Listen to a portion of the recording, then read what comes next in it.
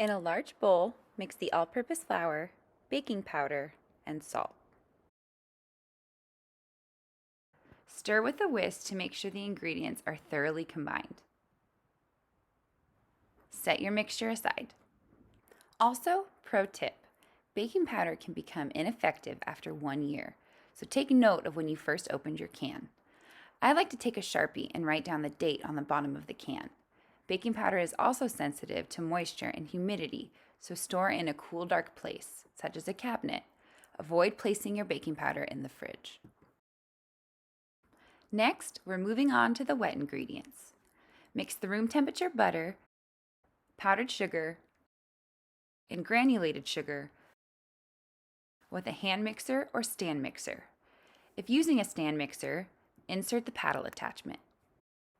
Also, pro tip, if you don't have room temperature butter lying around, to quickly soften cold butter, place the 2 sticks, sliced into 10 to 12 pieces, on a heat-proof plate. Spread the pieces around the plate and microwave in 10-second intervals, flipping the pieces after each interval.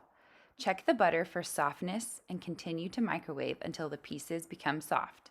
Room temperature butter will feel a little bit firmer than expected, so avoid over melting. Once all of your ingredients are in the bowl, begin mixing on the lowest setting to avoid the powdered sugar from flying out of your bowl. Once the ingredients are combined, stop the mixer and scrape down the bowl. Turn the mixer on medium speed for 3 minutes. Stop the mixer and add the egg and vanilla extract. The egg can be cold. Turn the mixer on medium speed for 3 final minutes. After the 3 minutes, the mixture should look light and fluffy. One of the things I love about this recipe is the combining of granulated sugar and powdered sugar.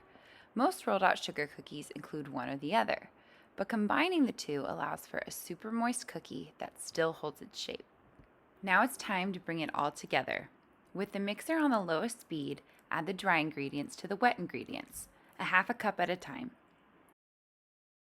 Once the flour mixture is absorbed, turn off the mixer and scrape down the bowl. Turn the mixer back on to medium speed for 1 final minute. Turn the mixer off and transfer the dough onto a piece of parchment paper. Use the palm of your hands to flatten the dough into a rectangular shape.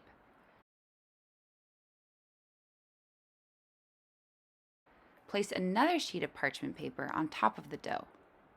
With the rolling pin and 1/4 inch silicone rings, the purple rings, flatten the dough between the 2 sheets of paper. Also, pro tip, rolling the dough in between parchment paper keeps us from having to flour our surface, which prevents our cookie from absorbing unwanted flour and becoming a tougher cookie. Once the dough is rolled flat, peel off the top layer of parchment and roll the dough back into a ball. I know, a little weird, but the first round of flattening the dough simply serves to remove excess air, which will create a flatter cookie for decorating. So now that you remove the excess air, repeat the flattening process. Transfer the dough to a baking sheet and refrigerate for 30 minutes.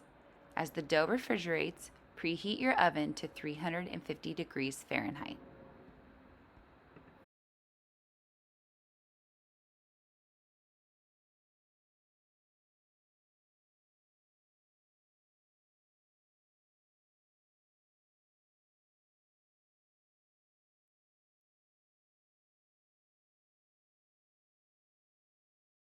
Line a second baking sheet with a piece of parchment paper.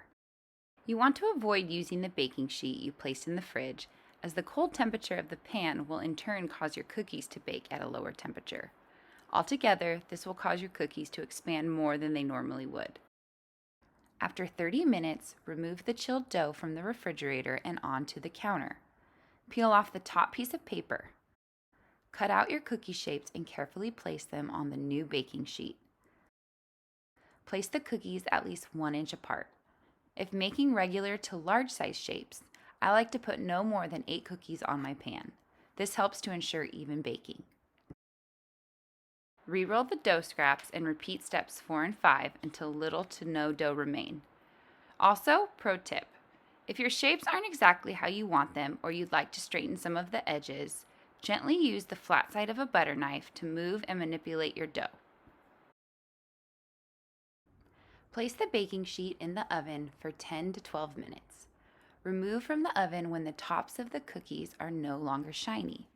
You actually don't want to see any golden brown color or crisp edges, so even if they don't look done, they probably are. Not over baking is the key to a moist sugar cookie. Let the cookies cool for at least 20 minutes before removing them from the baking sheet. If well sealed and stored at room temperature, your cookies can stay fresh for up to 6 days, or in the freezer for at least 2 months.